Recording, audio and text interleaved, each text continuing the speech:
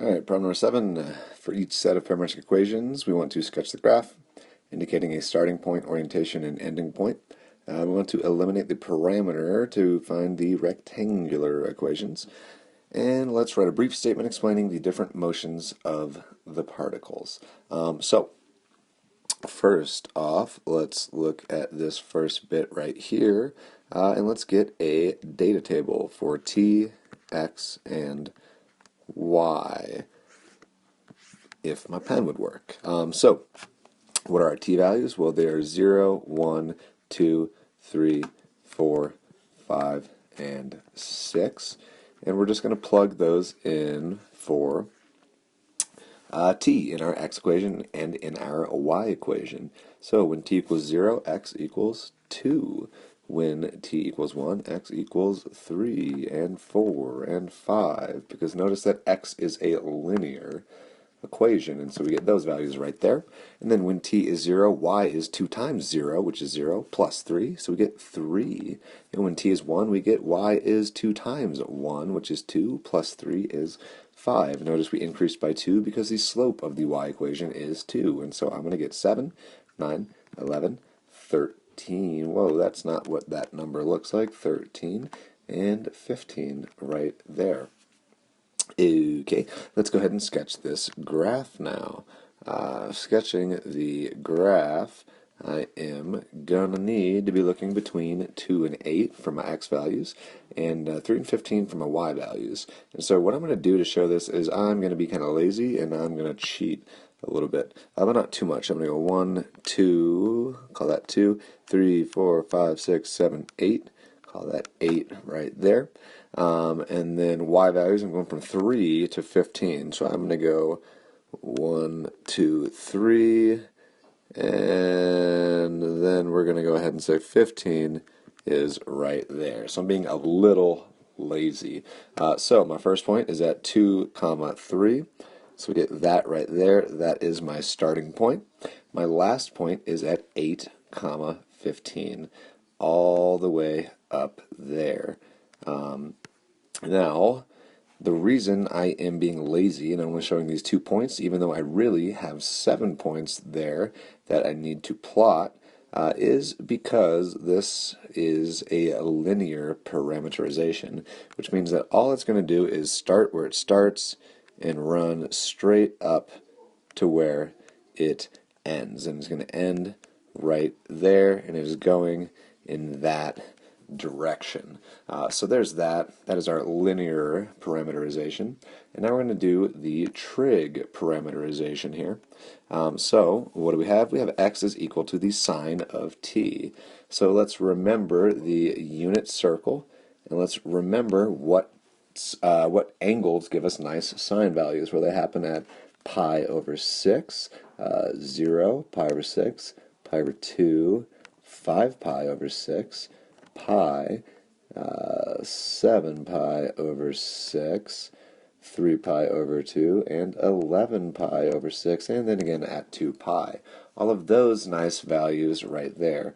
What are those values? Well, we get 1/2, 0, 1/2, 1, again 1/2, again 0, negative 1/2, negative 1, negative 1/2 yet again, and then finally again 0. So let's look at these values. So let's make ourselves a t column, an x column, and a y column.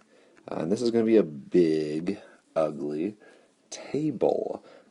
So where are we going? We're going 0, 0, pi over 6. Oh my gosh, this pen is annoying me. 0, pi over 6. Then we said pi over 2.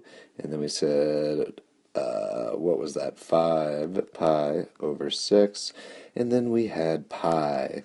And then we had 7 pi over 6. And then we had 3 pi over 2. And then finally we had 11 pi over 6, our penultimate, before we ended back at 2 pi. And let's now list those x values. We had 0, 1/2, 1, 1 half again, 0 again, negative 1 half, negative 1, negative 1 half again, and back to 0. Now look at y. Y is 2 times the sine of t minus 1. Well, notice we just found all those values of sine of t, so I'm not going to find them again right there. I'm going to multiply all those values by 2 and subtract 1 from them. So 2 times 0 minus 1 is minus 1, and 2 times 1 half minus 1 is, well, 2 times 1 half is 1, minus 1 is 0, and then 2 times 1 is 2, minus 1 is positive 1, and then 1 half again, so I know I'm back at 0, and then 0 again, so I know I'm back at negative 1, and I have negative 1 half. So negative 1 half times 2 is going to give me negative 1 minus 1 gives me a negative 2. And then I have a negative 1, which gives me a negative 2 minus 1 is a negative 3. And then I'm back at negative 1 half, so I again have negative 2. And then I'm back at 0, so I again have negative 1. And I have now all my values, and I am going to graph them. Notice x is running between 1 and negative 1, which makes sense because it is the sine function.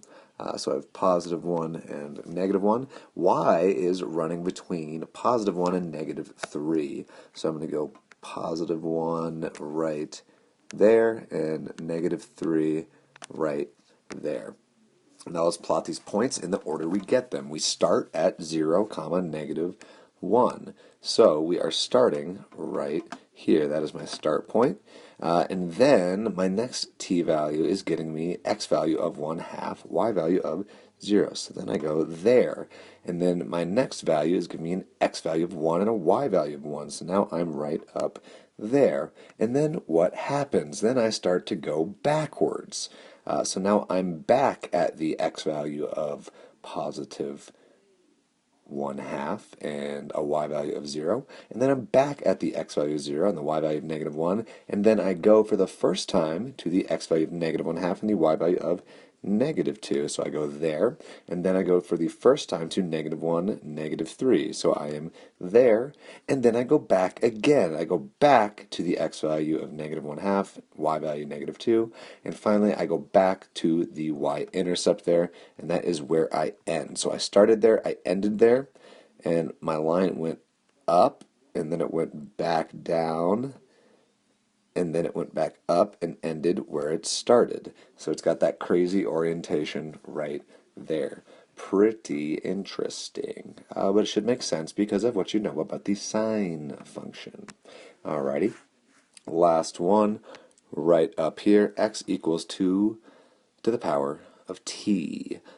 So let's go ahead and get a table again.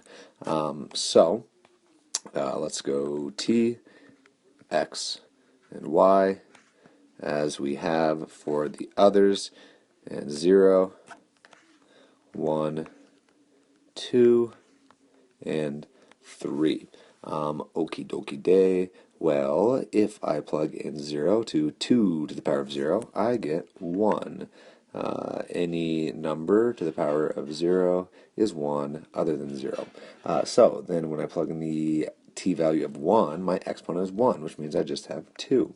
Plug in the t value of 2, I get 2 squared is 4. Plug in the t value of 3, I get 2 cubed is 8. And so I get those x values there. And now let's look at our y values. Well, again, notice that we just found t, 2 to the power of t. So let's plug those values in right here instead of recalculating them. What are we doing to those values? Well, we're going to multiply them by 2 again, and then we're going to subtract 1.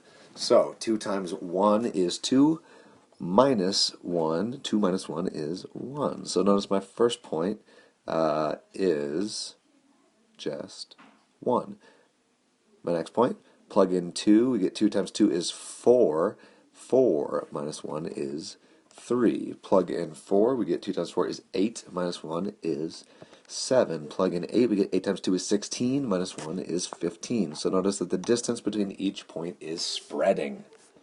So let's go ahead and graph this now. My first point was at 1, 1. So there you have my first point right there. That is my starting point. My next point happened at 2, 3. So 2, 3 gets me right there.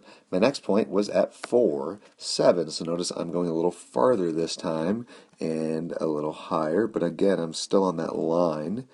And then my last point was 8, 15. So now I'm all the way up here. And that is my ending point. So I start here and I increase up by an increasing amount. So notice that the speed at which these points are being drawn out is increasing.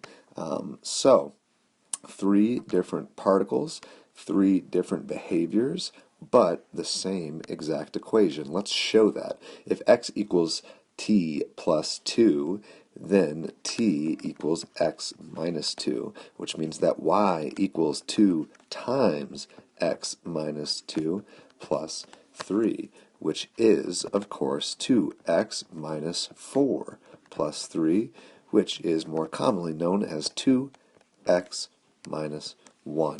And if we look over here, we can make a direct substitution of sine of t, which is equivalent to x, into that y equation. And so we get y equals 2 times, not sine of t, but x, because x is equivalent to sine of t. So y equals 2x minus 1, the same equation we got over here. And lastly, over here, we again have that same direct substitution, allowing us to plop x in to get y equals 2x minus 1. So in each instance, each one of these equations is the same line, but the behavior of the particle is totally different. Here, I started at a point and moved consistently towards the end point up my line. Here, I started in the middle of my line. I went up, and then I turned around and went back down at the same speed, and then I went down and went back up. And that's coming because I have a trig function here. And so think about the sine graph. What does the sine graph do? Well, it goes up to its maximum, then it goes back down to its midpoint, and then it goes down to its minimum, and then it goes back up to its maximum, exactly like this function just did. And lastly, I have my exponential parameterization, 2 to the power of t, an increasing power at each time. And so, from my starting point, I'm moving consistently towards my end point. But if you think about what an exponential graph looks like, the amount it increases each time as the independent variable increases is significantly more than its previous time, which is why we can see that this particle is indeed speeding up as it increases. That is the movement. No way am I going to write that down. I'm done.